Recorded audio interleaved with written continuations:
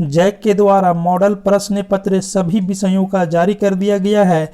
आज हम कक्षा 11 का सब्जेक्ट भूगोल ज्योग्राफी के बारे में अध्ययन करेंगे।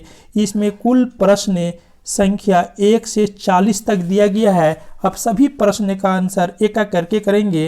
पहला प्रश्न है, भूगोल के जनक या पिता किसे कहा जाता है? तो भूगोल के जनक जो है इरेटोस्थनीज को कहा जाता है। सही आंसर हो जाएगा बी नंबर। क्वेश्चन नंबर 2, निम्नलिखित में से कौन सी स्थलाकृति नदी द्वारा निर्मित है? तो नदी के द्वारा जो निर्माण होता है वह गोखुर झील, ऑप्शन नंबर सी सही हो जाएगा। गोखुर झील का जो निर्माण होता है वो नदी के द्वारा होता है। क्वेश्चन नंबर 3, निम्न में से कौन सा तत्व वर्तमान वायुमंडल के निर्माण व संशोधन में सहायक नहीं है? तो इसका सही आंसर हो जाएगा सी नंबर विभेदन। क्वेश्चन नंबर 4, काष्ठ प्रदेश में भूमिगत जल के कार्य अधिकतर किस क्रिया के द्वारा होता है? तो हम जानते हैं काष्ठ प्रदेश में जो अधिकतर जो घुलन क्रिया के द्वारा प्रदन होता है। सही आंसर हो जाएगा इसका डी नंबर सही हो जाएगा। क्वेश्चन नंबर 5, तारों के निर्माण कितने वर्ष पूर्व हुआ? तो तारों का जो निर्माण हुआ वह 5 अरब वर्ष पूर्व में इसका निर्माण हुआ। ऑप्शन सी सही हो जाएगा। क्वेश्चन नंबर 6, निम्न में से कौन सा प्रथम श्रेणी के उपभोक्ता है? तो प्रथम श्रेणी के उपभोक्ता जो होगा वो क्या हो जाएगा? शाकाहारी। कहने का मतलब क्या है? वो बकरी प्रथम श्रेणी का उपभोक्ता होगा। ऑप्शन ए सही हो जाएगा।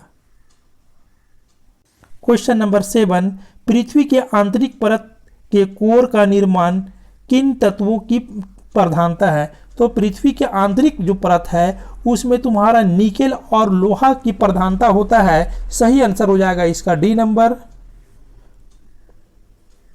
क्वेश्चन नंबर 8, विश्व के सबसे ऊंचे वृक्ष पाए जाते हैं। तो विश्व के सबसे ऊंचा जो वृक्ष पाया जाएगा वो विषुवत-रेखे वर्षावन जियो में पाया जाता है, क्योंकि यहाँ पर पानी खूब आता है। जब पानी खूब आएगा तो पेड़ का भी ऊंचाई अधिक होगा, इसलिए ऑप्शन ए नंबर सही हो जाएगा।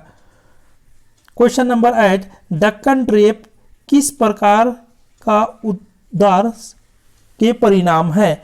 तो इसका सही आंसर हो जाएगा डी नंबर। सी नंबर इसका सही हो जाएगा प्रवाह के कारण दक्कन ट्रेप का परिणाम हुआ है। क्वेश्चन नंबर 10, भारत के देशांतरीय विस्तार का अंतर कितना है? तो भारत का जो देशांतर समय का जो विस्तार है वो लगभग 30 डिग्री। तो इसका सही आंसर हो जाएगा बी नंबर सही हो जाएगा।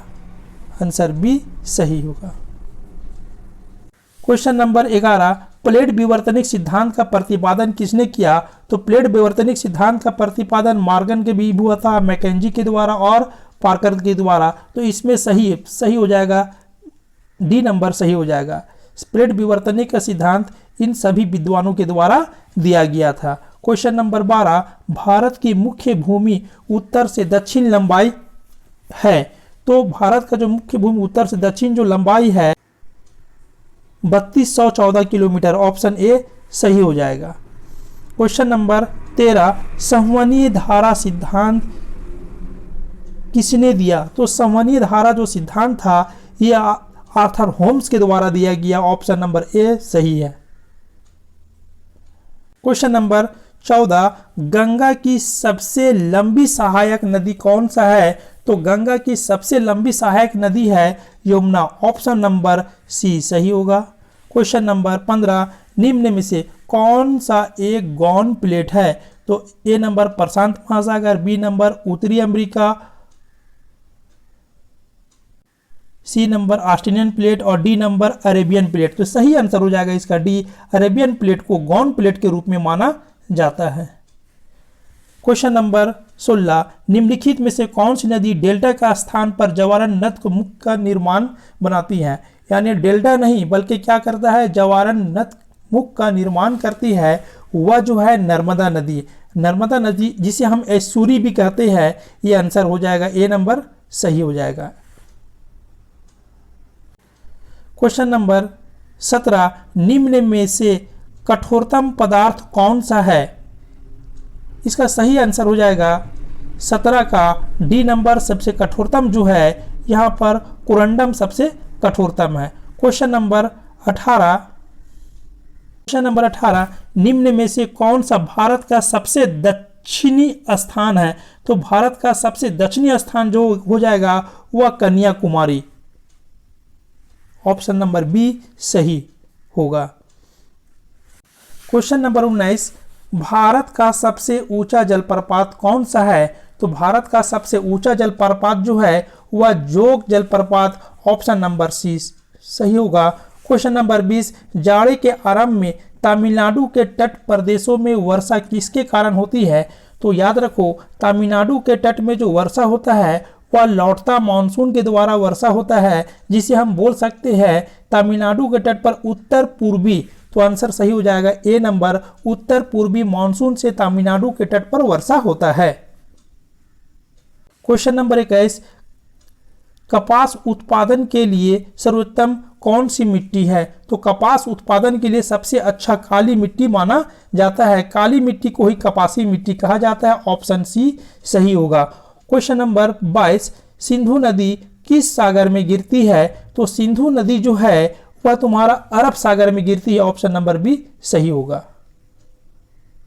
क्वेश्चन नंबर 23 चंदन वन किस तरह के वन का उदाहरण है? तो चंदन वन जो है पर्णपाती वन का उदाहरण है। ऑप्शन नंबर ए बिल्कुल सही होगा।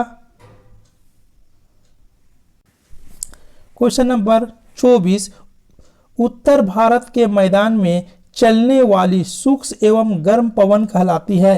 तो उत्तर भारत के मैदान में जो गर्म पवन जो है वह लू कहलाता है। ऑप्शन नंबर सी सही होगा। क्वेश्चन नंबर 25 नंबर इनमें से कौन सा राज्य में कर्क रेखा गुजरती है? तो कर्क रेखा इसमें झारखंड हो जाएगा। सही आंसर हो जाएगा झारखंड से कर्क रेखा गुजरती है। क्वेश्चन नंबर 26 किस अक्षांश पर 21 जून की दोपहर सूर्य की किरणें पड़ती है? तो 21 जून को जो हमारा सूरज का प्रकाश लंबवत रूप से तुम्हारा 23.5 डिग्री उत्तरी गोलार्ध में पड़ता है। तो 23.5 डिग्री 30 मिनट उत्तरी अक्षांश सही आंसर हो जाएगा इसका बी नंबर। इसे डायग्राम में भी समझा जा सकता है। ये हो गया 0 डिग्री और ये हो गया 23.5 डिग्री। यहाँ पर सूरज का प्रकाश लंबवत रूप से पड़ता है 21 जून को। क्वेश्चन नंबर 27 वायुमंडल में कौन सी परत का संबंध मौसमी परिवर्तन से संबंधित है? तो वायुमंडल में जो क्षोभ मंडल है, क्षोभ मंडल में ही मौसम परिवर्तन होता है। ऑप्शन नंबर बी इसमें आंधी तूफान यानी मौसम परिवर्तन क्षोभ मंडल में ही होता है। क्वेश्चन नंबर 28 वायुमंडल में नाइट्रोजन गैस का प्रतिशत कितना है? तो वायुमंडल में जो नाइट्रोजन गैस का परसेंट है 78.8%। ऑप्शन नंबर बी सही होगा।